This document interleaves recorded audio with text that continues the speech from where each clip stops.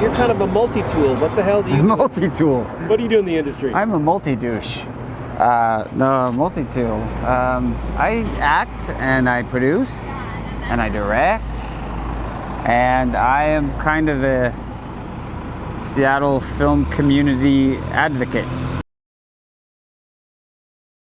That's actually an excellent question, and no, they don't always align. I think the acting is what I love the most, but it's definitely the hardest one for me. It's really hard to really drop all those walls and kind of show your soul in these fake circumstances. I definitely feel like I'm getting better at it, but when I started 10 years ago, I knew that my goal was to kind of be the actor I wanted to be in 10 or 15 years. So I've got 5 more years. What I'm really the best at, though, I think, is probably my producing. And producing for me is more about relationships than it is logistics. I mean, granted, logistics are a heavy part of it, but maneuvering resources and getting people to get excited about projects, I love that too, but I'm probably a little bit more effective at that.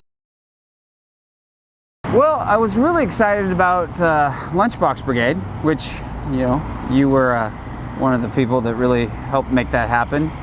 And that was an agreement that we did with Holly Shorts Film Festival in LA to produce their short screenplay winner from the previous year.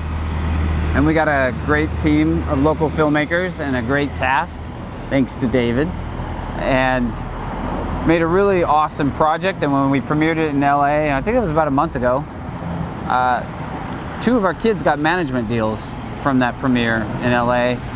And that one was that was really fulfilling for me to see our community come together, build a very professional quality project that people in LA really respected. I have a TV pilot that I'm gonna produce locally, working with a few people out of LA, and at this point, actually, it looks like we're partnering with the Renton Chamber of Commerce, and the city of Renton is throwing in a bunch of resources to help do this pilot. And yeah, it's an interesting thing. I wrote this script 6 years ago. 6 years ago, and I originally wrote it as a feature film. And it was funny because I like fantasy and post-apocalyptic stuff. So it was literally a post-apocalyptic vampire film, which was just satisfying my geek cravings to write and create. Never really ever thought I would make it, because when I wrote it, it was epic. We were talking like $30 to $100 million film, and but I got some traction in LA. People were reading it and they were like, "Hey, well, this is interesting, but we'd like to see you do some rewrites." And we actually even got a producer in LA who was like, "We want to sign. We want rewrites, but we'd like to sign you." And when that happened 6 years ago, I put it on the shelf and I forgot about it. What? Yeah. What happened? Well, I think what I didn't realize is that even though it was a fantasy film and it was sci-fi, post-apocalyptic, there was a bunch of my issues on that script, and there was my issues with life and religion, and it was all coming out in this lead character. And it was only till last year when I was like, "Why? I gotta make this. I gotta make this." That I realized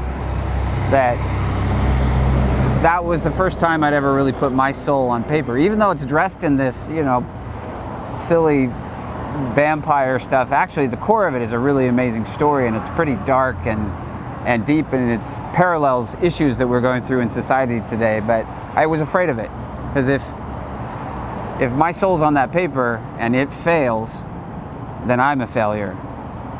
And so subconsciously, I think I was just working on everybody else's stuff.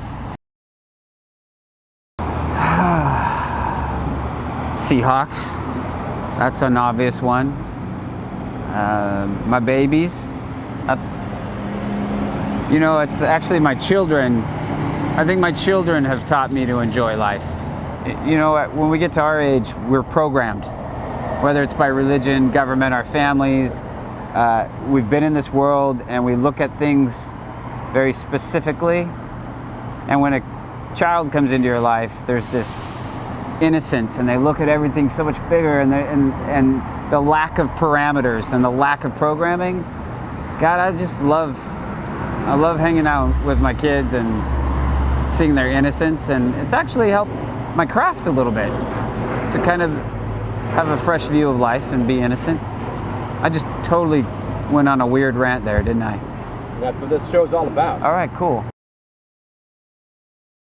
My journey started about 10 years ago when I started acting, and I knew nothing about the craft, absolutely nothing. And so I started reading, and I started learning from coaches, getting training. And don't get me wrong, training is essential, it's critical. But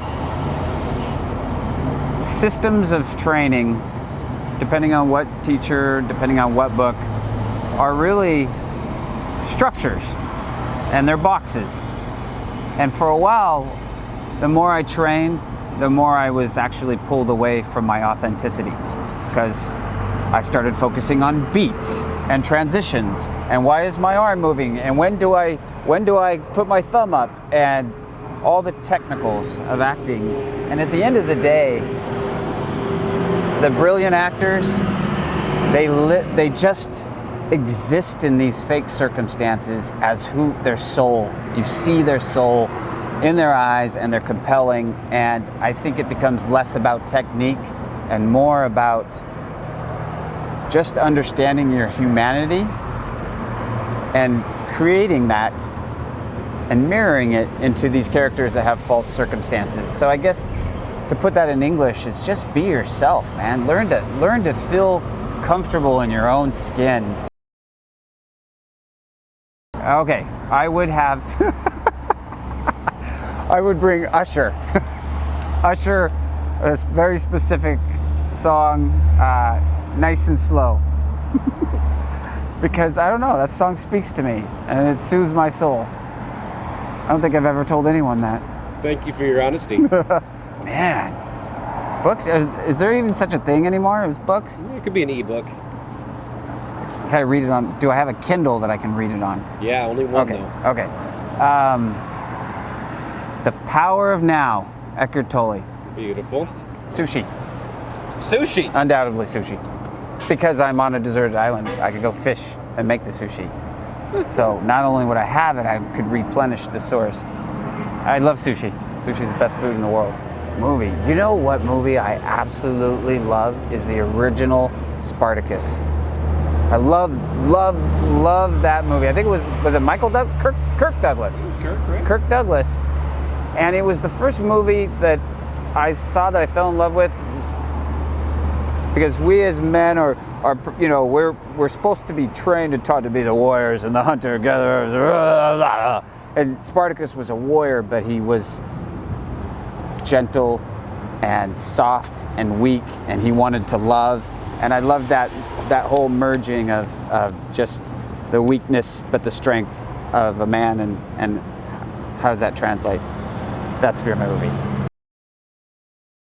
My final words. I do have final words. Every human being born is destined for greatness. But then life gets in our way. The programming, the baggage, sadness, sorrow, and it gets in your way, and it's us that limits our own greatness. So every one of us is destined for greatness. It's just your responsibility to grasp it and know you're great and be great. So do that. That's it.